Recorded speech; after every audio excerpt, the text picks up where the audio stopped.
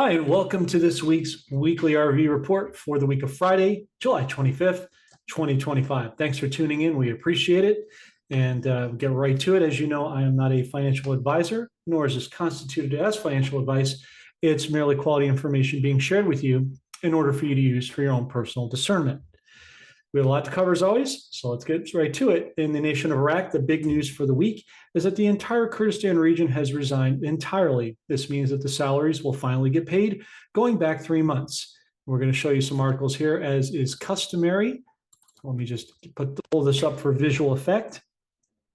As you can see, Majid is reporting that we are in Christmas in July, especially stapled in between two timelines, specifically the Julian calendar and the Assyrian calendar. And here is that article right here that we were referring to a moment ago. And then here is a secondary article that will support that. As of yesterday, Iraq's Ministry of Finance has transferred over 974 billion dinars to the Kurdistan region's account, the central bank's Erbil branch, for its May salary payments, the KRG ministry announced. On Thursday, we'll be beginning the disbursement of civil servant salaries on Friday, today, after nearly 3 months, as we said moments ago. Now transitioning over to the nation of Vietnam. We haven't talked about them in a little bit, so we have a noteworthy post here. This is from Francis Haldekan on X. Interesting article he's talking about regarding HR 839, or as President Trump has talked about, currency manipulation. In this article, he's referencing that Vietnam's currency change means a reset with the recent trade deal that happened, I think, roughly 2 weeks ago. Vietnam did not become an emerging market by chance. As we know, we've talked a lot about how Vietnam has had an 80% GDP growth year over year, one of the strongest nations in Southeast Asia from an economic standpoint, tons of oil, Brent crude specifically, gold and silver, of course, lots of silver. You can see 50% copper tariffs go into effect on August 1st. That remains to be seen. USD is the dollar is down 10% because they're weaning off, like Iraq, the currency auctions with the dollar, so they can less manipulate their currency against the dollar as they once did. We're entering into the managed float era where countries act like they're playing fair, but they're really protecting their currency pegs. Well, we talked about when the public does do your exchange, there will be a period of, we don't know for sure, but it's a good likelihood that you'll have within the first 30 to 45 days, you will see these currencies go up to their highest peak, right in the midpoint of the 90 days that you'll have to exchange. And I think that's what he's referring to as well. Taxes change everything. They cause inflation, make the dollar weaker, moving into digital currencies or gold. As we've said before, as money moves from one place in the stock market, it moves to other places like cryptos, precious metals, oil, and so forth. So here's the reference right here to the bill HR 839 that President Trump has talked about regarding currency manipulation and also a level playing field once again. So it's just another good reprise, give you kind of a quick summation on where we are with Vietnam at present. Now let's go to cryptos, which obviously is a big point of discussion here.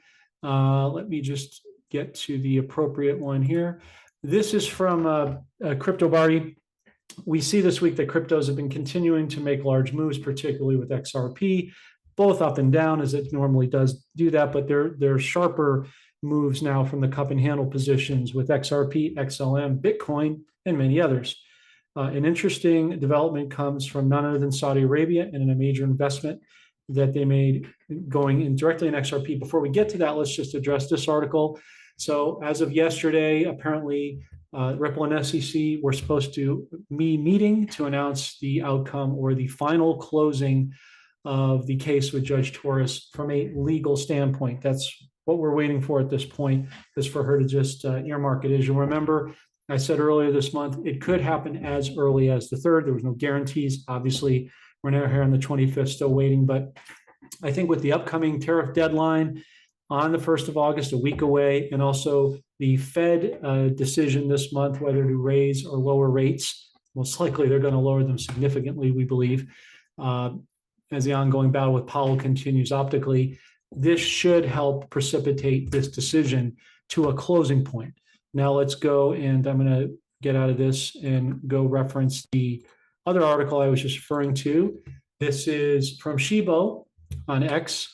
And you can see here clearly Saudi Arabia invests $10 billion from their sovereign wealth fund into XRP. What does this mean? This means they're putting a lot of money behind it because obviously they're heavily invested, just like pretty much the banks and the rest of the entirety of the world. What it also means is this person believes a $5.89 price point for XRP is imminent. Imminent is an open-ended word. That could be 3 days, it could be a week, could be 2 weeks. Whatever the case, it's in the near future. And that's not hard to believe because we've been talking to you folks about when we look at what we just showed you a minute ago with the Crypto Barbie article regarding XRP, coupled with this article, it's our strong contention still that once the secondary issue happens with the case legally, there should be no problem seeing XRP go to a $10 to $30 price point as it relates to the dinar. That's why we bring it up. Now, we're not saying that that's where it's going to stop. We believe that, a good example, Molt Media, Jake, which you often reference in our Telegram, believes that XRP can reach $2,000 a coin before the end of the year, which is entirely possible, okay? But if you put the puzzle pieces together here that we were showing you, it should be music to your ears because it tells a very compelling story about where we are and where we're headed. Now let's go to another article here I just want to show you briefly, which we think is pretty important. So this is the article I wanted to show you. Justin Commerce Secretary Howard Lutnick calls for Fed Chair Powell to resign. This is part of the narrative and the optics that we need to see for this to be pushed out. No real surprise, but as pressure is exerted from all sides, President Trump, you saw what he did, doing a cursory overview of the Fed building yesterday and how they are 3.1 to 3.2 billion in budget, which is about 700,000 to 800,000 over the previous proposal of 2.5 billion. That right there is Article 10 of the Federal Reserve Act, which gives a sitting president the right to fire a sitting Fed chair based on malfeasance, fraud. And there's definitely some embezzlement going on here. And this is for the public to see. Most of you know that, but again, this is for the optics. So insofar as this goes, we know it's coming. Bill Pulte of the U.S. Fed Housing Finance Agency Director said that he will be removed very soon. It will not take 8 months by any stretch of the imagination. Also, please remember, folks, that President Trump never telegraphs his moves publicly, and that he is still working within the confines of the private Western central banking system as he transitions the people into the new ISO 20022, which took effect officially on July 14th. That's the constitutional money system, or the people's economy. It remains our strong belief that Judy Shelton will still get the nod to replace him as the new Fed/Treasury Secretary, thereby being instrumental in implementing the gold standard back, and in the process ending the Fed optically. Now, we do have a couple articles that are pretty important that we want to show that support this notion. So here's the first one. I have a small video I want to show you that supports this. She says herself, we need to open up the Fed and move to a different construct. We talked about that, and you folks are well aware of what that entails. Now, here's a short little video clip on CNBC I want to play for you folks. And just listen to the language with which she's speaking for about a minute. Take a listen.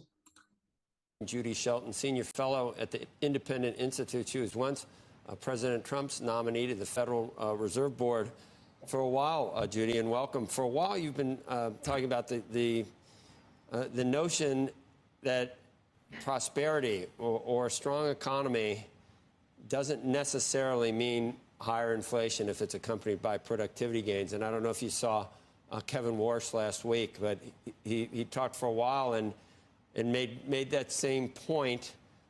Did you see that interview, and did you agree with most of the things that he said, or where did you disagree?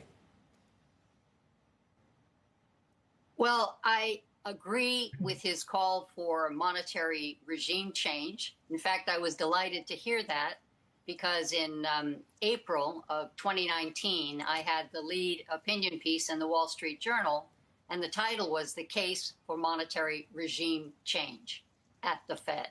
So I think that we're looking at something that goes way beyond whether the Federal Open Market Committee decides to lower interest rates a quarter of a point in July or waits until September. We're really looking at much deeper problems at the Federal Reserve, its models, its constructs, the way the Federal Reserve staff choreographs the meeting. I think we're missing a strategic approach. Our central bank has to be part of a whole of government approach for economic and national security reasons and making our country successful. So, okay, so that's basically the gist of what I wanted you folks to hear. You'll note that the interviewer even brought up the point that we've talked about, that she was trotted out in President Trump's first term as a litmus test to see how she would fare in a very corrupt and swamped environment in terms of Congress and Senate. And even at that, she got nearly 50%. Think of how much better she'll do now. She will conduct herself beautifully and flawlessly, and she wants that gold standard on her legacy, and who wouldn't in her case? So we just wanted to kind of give you some additional research to kind of see, again, how the pieces fit and why this makes the case beautifully for her to supplant Powell in the near future. Speaking of commodities, let's get to the part at the end. As of the time of this broadcast, crude oil is trading at $66.38. Gold holding at $3,371.80. Silver is up $39.47, hitting that $40 mark pretty soon. That's going to be a benchmark, and we believe the next one will be $50 after that. And the Dixie is down to $97.48. So it's continuing in a downward trajectory. It goes up a little bit, but then it continues to slide down. And we expect this process and this pattern to continue and precipitate in the days and weeks ahead. Well, that does it for this week's RV Report. As always, if there's any breaking news, we'll bring it to you as soon as possible. Thank you for your support, for listening. God bless. Take care. Goodbye for now.